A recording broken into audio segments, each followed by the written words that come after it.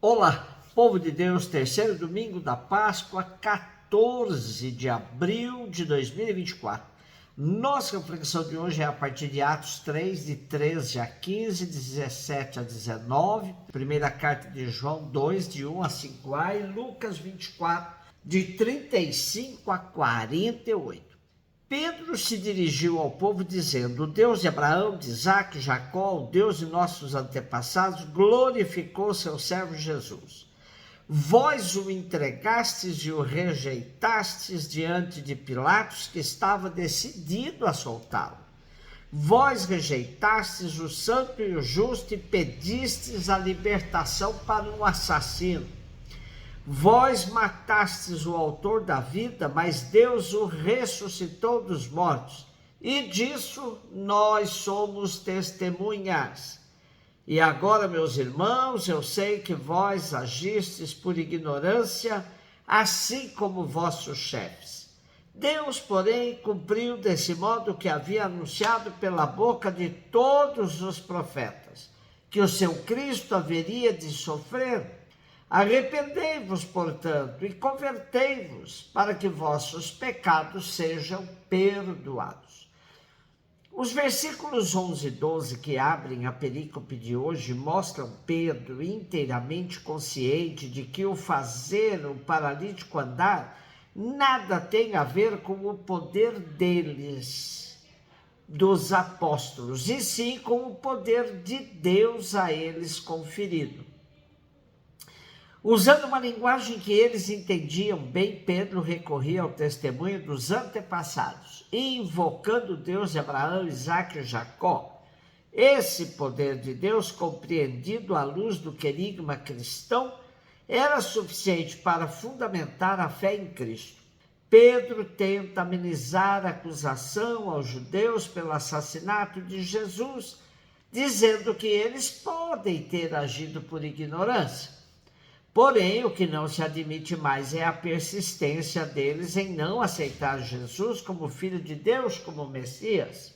Lendo os Atos dos Apóstolos, a gente vai percebendo que Lucas deixa claro que quem se afastou da mensagem cristã foram eles, e não por decisão dos apóstolos de os abandonar. No discurso de Pedro está explícita que a salvação é para todos, desde que reconheçam o erro cometido, ainda que por ignorância. Reconhecer que na vida a gente possa fazer más escolhas e que é possível mudar de rumo é sinal de abertura ao espírito. E isso é muito difícil para quem viva tão dominado por uma ideologia, pois, ainda que perceba que errou, não admite e persiste no erro. Agora, como diz o ditado, errar uma vez é humano, permanecer no erro já é burrice. Primeira carta de João 2, de 1 a 5a. Meus filhinhos, escrevo isto para que não pequeis.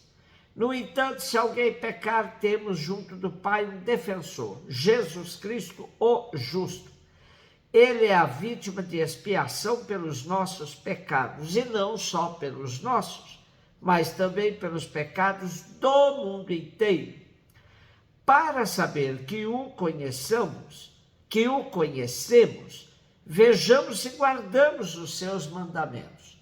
Quem diz eu conheço a Deus, mas não guarda os seus mandamentos, é mentiroso, e a verdade não está nele. Naquele, porém, que guarda a sua palavra, o amor de Deus é plenamente realizado. A Ásia Menor é o chão destinatário desse escrito. E esse ambiente estava contaminado por heresias, afirmações confusas sobre Jesus, sobre como conhecer a Deus, prescindindo da graça e da atuação do Espírito Santo. Falavam de Deus, diziam conhecer a Deus, mas viviam de tal maneira que negavam a Deus no seu comportamento. O que era mais grave é que os partidários do gnosticismo pregavam que crer em Deus não exigia nada em relação aos outros. Sendo assim, podia-se dizer que crê em Deus e odiar o seu irmão. Não é tão difícil para nós hoje entendermos isso, pois estamos cercados de gente que fala de Deus e odeia seu irmão. Gente que diz que defende a família, mas mata esposo, marido. Por isso João afirma: aquele que diz conhecer a Deus e não guarda seus mandamentos é mentiroso e a verdade não está nele. Mas se alguém guardar a sua palavra, nesse o amor de Deus é perfeito. Por isso, nossa fé em Deus deve ser testemunhada com nossas palavras e atitudes. Lucas 24, 35, 48. Os dois discípulos contaram o que tinha acontecido no caminho e como tinham reconhecido Jesus ao partir o pão. Ainda estavam falando quando o próprio Jesus apareceu no meio deles e lhes disse: a paz esteja convosco. Eles ficaram assustados, cheios de medo, pensando que estavam vendo um fantasma. Mas Jesus disse: por que estáis preocupados? E por que tendes dúvidas no coração? Vede minhas mãos e meus pés, sou eu mesmo. Tocai em mim e vede, um fantasma não tem carne nem ossos, como estáis vendo que eu tenho. E dizendo isso, Jesus mostrou-lhes as mãos e os pés. Mas eles ainda não podiam acreditar, porque estavam muito alegres e surpresos. Então Jesus disse: tende aqui alguma coisa para comer? Deram-lhe um pedaço de peixe assado. Ele o tomou e comeu diante deles. Depois disse-lhes: são estas as coisas que vos falei quando ainda estava convosco. Era preciso que se cumprisse tudo o que está escrito sobre mim na lei de Moisés, nos profetas e nos salmos.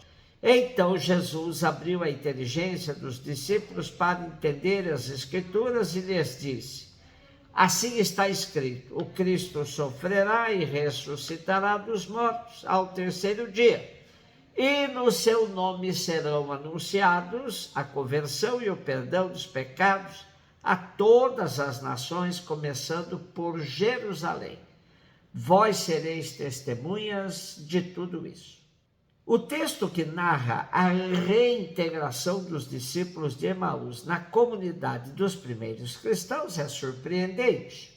Dizer que os discípulos tenham confundido Jesus ressuscitado com um fantasma pode significar que o ressuscitado tenha mudado suas aparências, pois os discípulos tinham convivido com ele. Ou também pode ser uma indicação que a ressurreição era tão extraordinária que os discípulos ainda não tinham assimilado totalmente. Outro dado importante de hoje é a manutenção das feridas no corpo do ressuscitado de Jesus. Jesus manda que os discípulos toquem pés, mãos, para que se certifiquem que era ele mesmo. Claro, não era nada fácil convencer-se e reconhecer que Jesus tinha ressuscitado de verdade. O próprio Jesus lhes afirma que não se trata de um fantasma, mas sim ele mesmo, ressuscitado em carne e osso. As marcas dos pregos nas mãos e nos pés serão sempre um sinal profundo de que o ressuscitado está verdadeiramente no meio dos que creem nele. Por outro lado, se a ressurreição não se prova em laboratório, ela não é algo irracional. Não é fruto da imaginação dos discípulos, nem se reduz a fenômeno puramente espiritual.